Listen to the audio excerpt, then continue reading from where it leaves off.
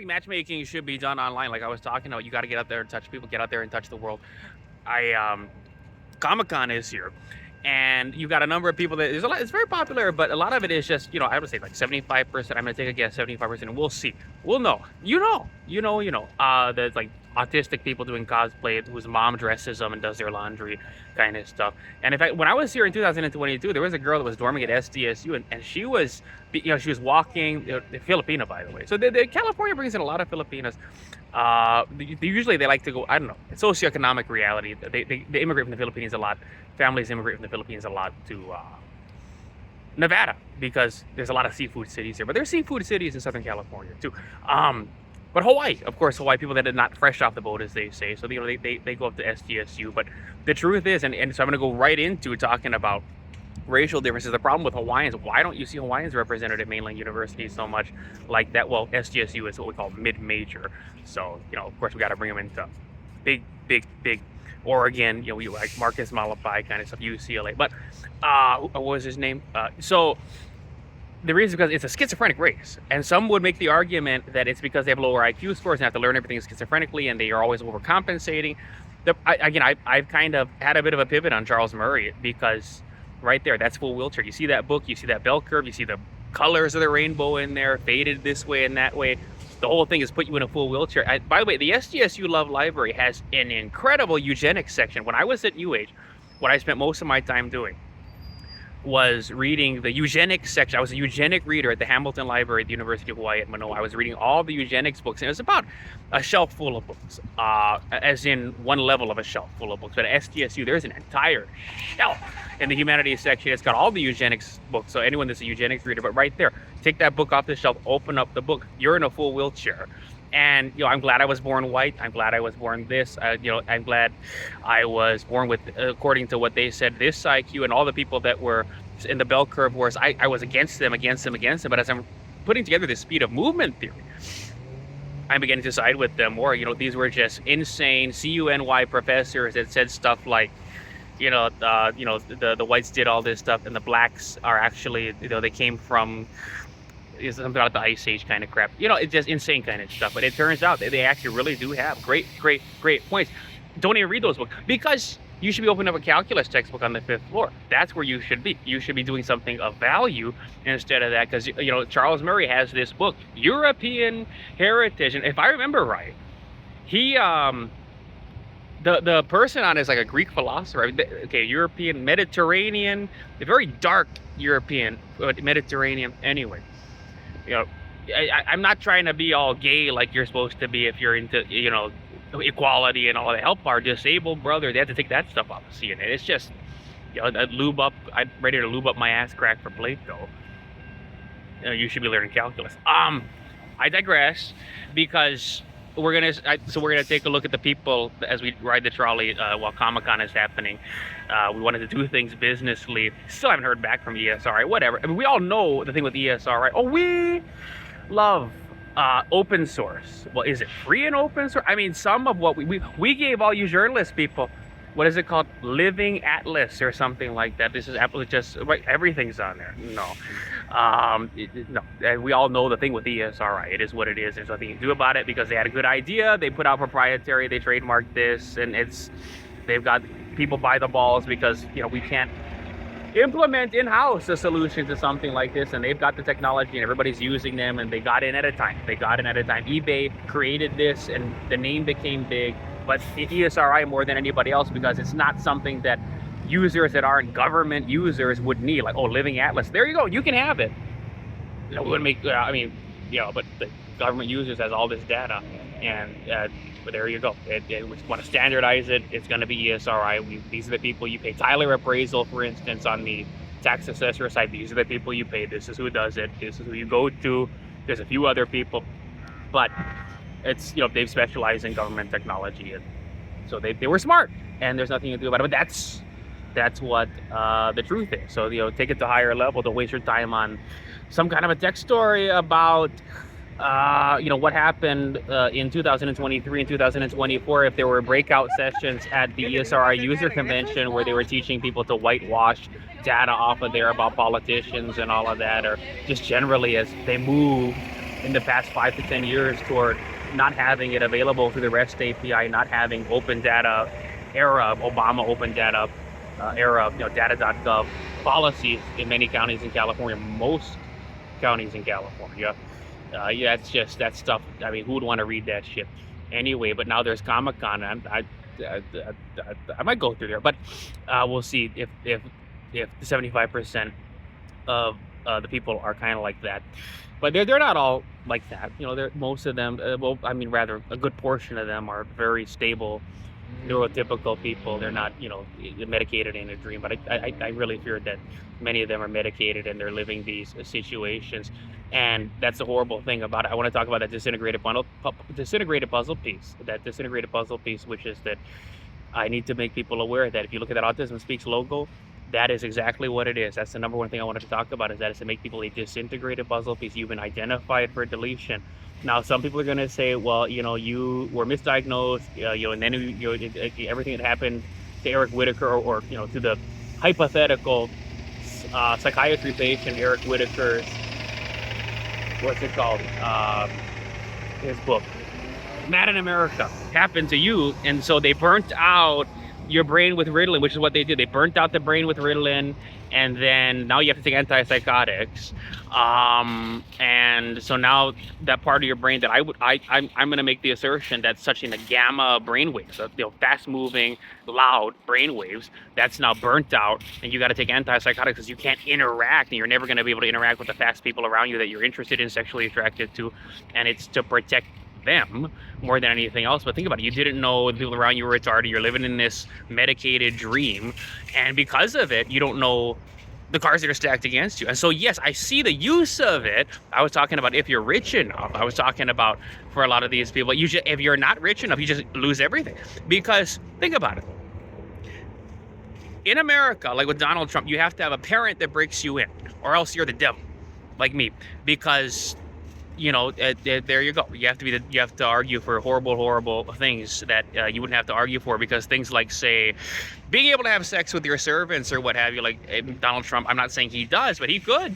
But being able to do that, that may be seen in the wealthy and elite community as more of a obligation and just kind of what you have access to than something that you fought for. For someone that's poor, you're fighting for 5 women that you put your penis in, and then you have your public-facing wife that keeps everybody else under it. So right there, you have to be the devil if you don't have a mom or dad that's rich enough. But what about smart enough? During my time that I was medicated and I was in college, it was the worst thing. I should have just been encouraged to be athletic, not taking medication. Should let me have outbursts. Should let me stim when I was young, because all of that was. And when it got even worse when I started taking the medication, it's like, what's happening here? Now I'm banging my head against the wall. All that stimming stuff at an early age. I was talking about the body calculus, and I'm going to link to the video. All of that is because we know the areas, like I was saying. This was my way of trying to speed up. This was the equivalent. So when you're seeing what they call autistic stimming, it's actually normal child behavior in someone that's slower that's trying to integrate themselves into people that are faster. And it ends up working, as it turns out, because the speed at which we talk, the speed at which we move is actually programmed specifically into our brain at that speed. So if you practice something slow, it doesn't necessarily mean like, Tai Chi, you're going to be able to speed it up. Not necessarily. If you practice something fast, it doesn't necessarily mean you're going to be good at it slow. You have to practice it. You have to ingrain it into your mind at those speeds separately in order to be able to switch gears, like great rhetoricians, great orators, great machinists, and engineers that are practical engineers, that are people that are technicians. These people, if you have to do things at different speeds, you have to practice it at this speed, like, say auto mechanics, sound and vibration and things like that. It's just the reality of it for most people.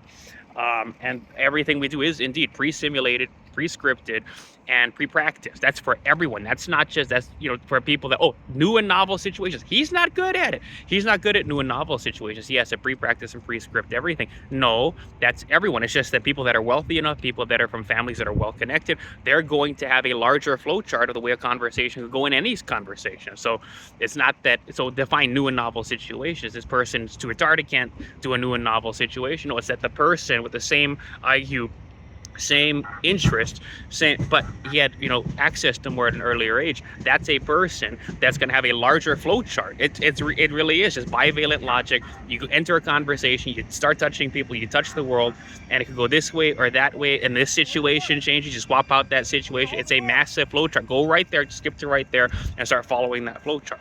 It is how it works, and it's in there. It's encoded in there that way.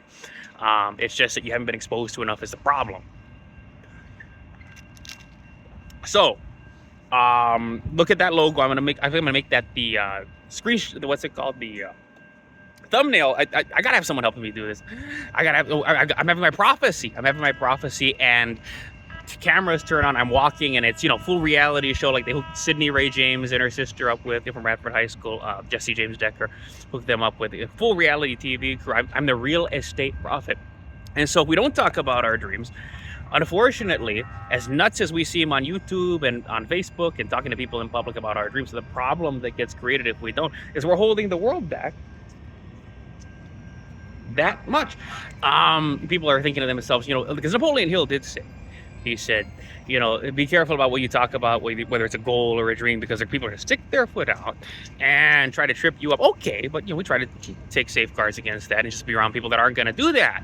You have to that would go against his key principle, which is called the Mastermind. So you are part of my Mastermind, and call me up. You've got my phone number, actually, because in every single video I make, there's a link to some accessory information. My phone number and my email address is right there. Call me up. Let's meet at the San Diego Library. Let's meet virtually if you're in Hawaii, if you're in Washington, or if you're in Texas. I don't know. Let's start working together. But I was passing by on the trolley, on the Green Line trolley, this really ugly place coming out of 12. Actually, no, it was the Orange Line, I think. It was the Orange Line going toward Euclid Avenue. So between Euclid Avenue, it's kind of a hop, skipping, and jumping away from Father Joe's Villages by way of 12th and Imperial there. And that's why I like to go there, and during the day, there's this nice little amphitheater that they rarely ever use. There's a Mexican restaurant with a mariachi, and there's a Subway, and of course the food for less, where you've got $1 big packs of wafers, chocolate wafers, and they've got hazelnut wafers. Those are great to eat, dunk it in coffee or something like that. But so I was on the way there, and I was looking out the window, and there's just ugly tracts of houses. And I was looking at Natasha Napoli, and also another real estate agent that I knew named Jaymie Monastirsky, Agent Jaymie on Twitter, when I was in Vegas getting started. The thing with Jaymie Monastirsky is, and by the way, there's this girl on the Green Line I see all the time. She's always riding from Seaport Village when I'm going up toward SDSU and toward El Cajon. She's riding from Seaport Village to, what is it? Right at the convention center stop where Gaslamp. No, actually, she's riding from Seaport Village to Little Italy. She always gets off at Little Italy, so I don't know if she works for government or something like that, but she must live Seaport Village. So these are just the little things I notice, and it's like, she looks a little like Jaymie. But Jaymie Monastirsky, the reason I kind of, was thinking about her, nice breast, but it was because she looked like someone I knew from my early days, the old guard of Hawaii real estate. Her name was Mary World. If you know anything about building permits, you know about Mary World, because you're going to be going through these old folders, the building permit department, and you'll see where old folders, and you're going to see in the old folders in back there at the DAIB that her name, and she's just a real estate broker, but this was in 1990s thereabout, early 2000s, where she was helping people apply for low flow fixture permits. And you would say this is something for a separate expert to do, but she knew what she was doing. So it led to some incentives in Hawaii. So whenever they'd start escrow on something, part of it was, we're going to help you get a low, or before they would list, let's get a low flow fixture approval for that. Then they'd install low flow fixtures because it was incentive there. And so Mary World was a big name, and Anita Bruhl came out of Mary World at Mary World and Associates. Mary World later, once they disbanded Mary World and Associates, worked for Sotheby's. Sotheby's is a big one, List Sotheby's. Own little team there, and there's a lot of news about how she gave the business that she had in Maui, as in the customer base, to her nephew that lived on Maui, Lahaina. And it was before the fires, but Maui has very expensive real estate there. And Anita Bruhl is now with sort of the big brokerage house there, called Locations, that has like 5 or more branches. But it's called Locations Hawaii, and Anita Bruhl now works there. But she's got a lot of clients that know her because she was very big in PR. In fact, another thing that we have to talk about, we'll make a separate video about it later, is that Anita Bruhl is an example, like me, and also like my psychiatrist, David E. Roth, of people that would not be taken seriously today's day and age. We knew how to manipulate the media at a time. It's just like ESRI went in and generated this interest and got in and rooted itself as serving, government technology sector at a time. And Anita Bruhl knew how to always get on television. Nowadays, it wouldn't quite be that way. The way they're doing real estate, we just bring on this real estate expert, talk about the market, and all these people are submitting press releases to the email address.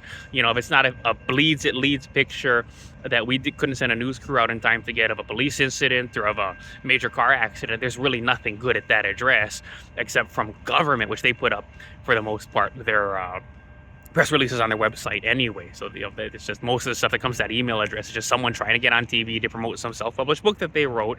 A lot of people do it. I did too. And nowadays they wouldn't take us seriously. They would not have taken Anita Bruhl if she were starting today. But she knew at that time, in the 80s, 90s, early 2000s, like she learned from Mary Wall how to generate attention and to submit press releases in an era when not as many people did it. A lot like Doug Carlson, who wrote "Me and Him Are Killing English." I'll put a link to it.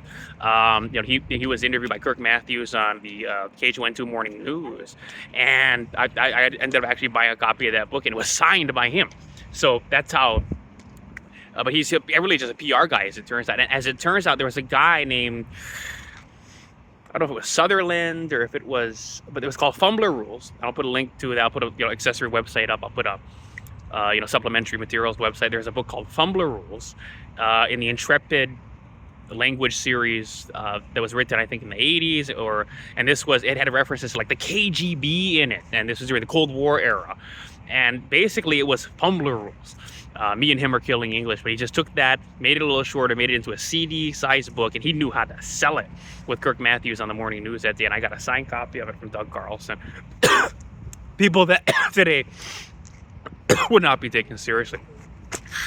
So when I talk about my dreams, I was looking at that poverty. So Jaymie Monastirsky and Natasha Napoli are great examples of people that just said, I'm not touching $300,000, even though, they sometimes do, but in terms of their imagery and their branding imagery, I'm not gonna touch manufactured home. I'm not gonna touch Pahrump, Nevada manufactured home. Janelle Chun, I think her name is Janelle Chun, she was the one that was on, Millionaire Wedding or something like that.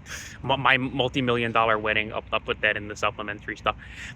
She actually, I saw her signs. She worked for like Century 21 in Henderson, and she, or something like that. It was a Henderson-based office, and she, it was a Century 21, I think. I don't know. We'll confirm it. We'll put it in there or whatever. Her name was Janelle Chan, and she has a story about how her parents were killed, and she was supposed to be some kind of princess or something. And she immigrated to the United States, and so she comes with all this money, and so she has this multi-million-dollar wedding. And she's rich, but she's touching these not even stick-built manufactured homes in Pahrump, Nevada, for whatever reason. Okay, all right, it's there in her MLS. It's there. I'm not saying that's a bad thing. It's right. I love everybody. I love the poor. That's something you can do. But Jaymie Monastirsky and Natasha Napoli are good examples of people that just said, I'm not touching. And if you touch stuff that small, you're expending the same amount of cognitive energy to make a commission that's, say, versus big Boto kind of commission. I'm going for the big. And so I was looking at those homes, and I was thinking to myself, we have to make a video, and I'm going to make one where we put up the video I took of that horrible looking area. And I'm going to say, you know what, this should not exist. We have to learn to say this should not exist. We can't look at that and say, how could I have sympathy for this? How could I have sympathy for the people? How could I look at this and these must be the kind of people that are like, but her life is precious, like in Texas. But, well, if her life is precious, then how could you let her grow up here? And you too. And so we just have to look at it and say, well, think about how does that help anybody? I mean, people can buy into that, this and that, get started in life and build equity. And how are you helping the home sellers out? Fuck them.